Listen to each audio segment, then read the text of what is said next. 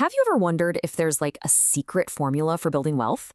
I'm not just talking about saving a bit more, but a whole different way of thinking about success. Well, today we're going to break down a really powerful framework that one man believed could make pretty much anyone rich.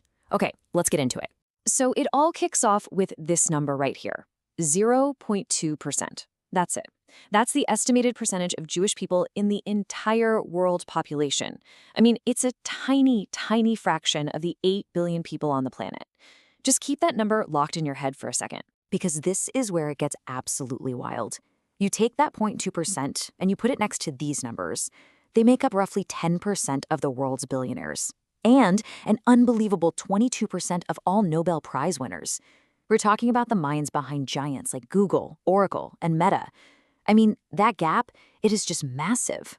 So, of course, that just begs the question, what is their secret? Now, this isn't about genetics or anything like that. It's about a culture, a mindset that one Japanese entrepreneur basically dedicated his life to figuring out. And that man was Den Fujita. You might know him as the legendary founder of McDonald's Japan. See, he didn't just get lucky and stumble into success. Oh no, he went out and actively hunted for the blueprint. Fujita's story is just incredible, really. He started out as a poor student during World War II. Then, while he was working as a translator for the U.S. Army, he met these Jewish American soldiers who were, to his shock, incredibly wealthy. That one encounter, it completely changed the entire direction of his life and put him on the path to becoming a billionaire himself. And here's what he saw that was so profound. Even though these soldiers were dealing with discrimination inside the army, their wealth still gave them this undeniable influence, this respect. He had this light bulb moment. Money was a tool for power. And right then and there, he became obsessed with understanding the thinking that created it. So what did he figure out? Well, he basically distills all of their wisdom down into a set of powerful principles, starting with the core business strategies he was seeing play out every single day. And the first one, well, it's a rule that kind of governs everything. He called it the 78-22 principle. Now, you might know it as the Pareto principle or the 80-20 rule. The main idea is that the universe just isn't balanced. A small, focused bit of effort is almost always responsible for the vast majority of the results. Just think about it. You see this everywhere. In most companies, right? 80% of the money comes from 20% of the customers. In software, 20% of the bugs cause 80% of the crashes. The secret isn't to just work harder on everything, it's to find and focus like a laser on that critical 22% that's going to give you 78% of the payoff. And this is such a powerful question to ask yourself. It forces you to just stop and think, where am I really putting my energy? What are the few things, the critical few, that will actually move the needle the most? Just identifying this is the first huge step to getting way more done by actually doing less. Okay, the next principle is incredibly blunt. If you want to make money in business, you target two markets, women and the mouth. Why? It's simple. Traditionally, women make the vast majority of household spending decisions, and the mouth, well, that's food. It's a constant, non-negotiable need for every single human being. Now, I know this might sound a little controversial today, but you have to look at it as a purely pragmatic business observation.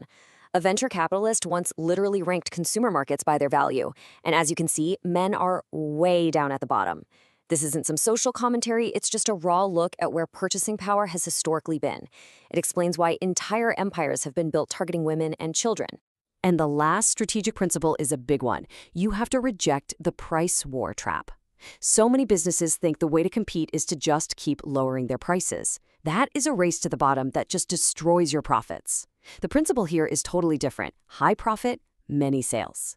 And you get there by making your product unique or scarce, something that has a premium value that people are actually happy to pay more for. But Fujita quickly realized that all these business tactics, that was only half the equation. They were all built on top of something much deeper, a foundation of powerful personal mindsets that guided every single decision they made. First up, money is neutral. You know how a lot of us feel that money earned the hard way through sweat and tears is somehow more virtuous than money earned easily from a smart investment? Well, this principle says that's nonsense. As long as it's legal, a dollar is a dollar. It has no moral character. Its value is just in what it can do for you. Next is an idea we've all heard, but maybe we haven't taken it this literally. Time is money. And I mean that. It's not just a cute phrase. The belief is that wasting someone else's time is a form of theft. You're literally stealing from them because our time is the one thing we can't get back, the ultimate resource we trade for everything else. And this isn't just some abstract idea. It leads to really strict habits. First, you are always punctual. It's the ultimate sign of respect for other people's most valuable asset. Second, you value your own time by never working for free. And this one is profound. They would even calculate the remaining lifespan to turn that abstract number into a powerful daily motivator.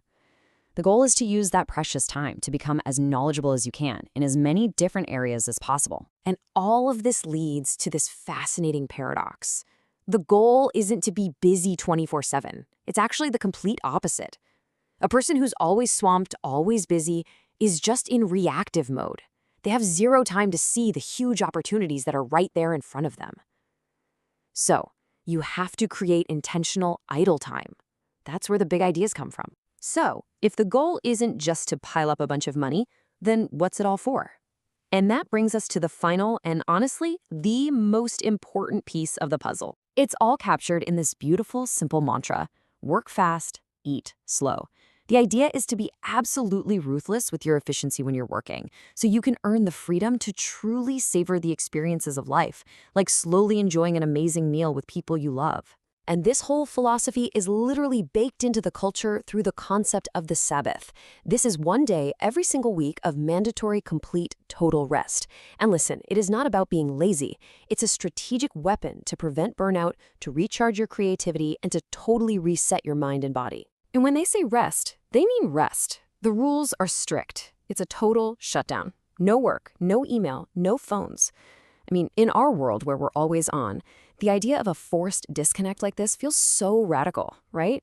But it's designed to give you true rest, something most of us probably never, ever experience. It's a system to force you to be idle so you can actually recharge. And that, right there, is the ultimate secret that Fujita uncovered. The goal of wealth? It isn't the money itself. The money is just the tool. The real prize is the freedom that tool buys you. The freedom to live a life that's rich in experiences, not just rich in your bank account.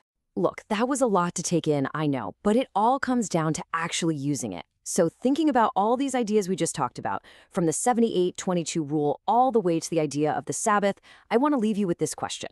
Which single principle, if you really, truly focused on it starting today, do you think would have the biggest impact on your life?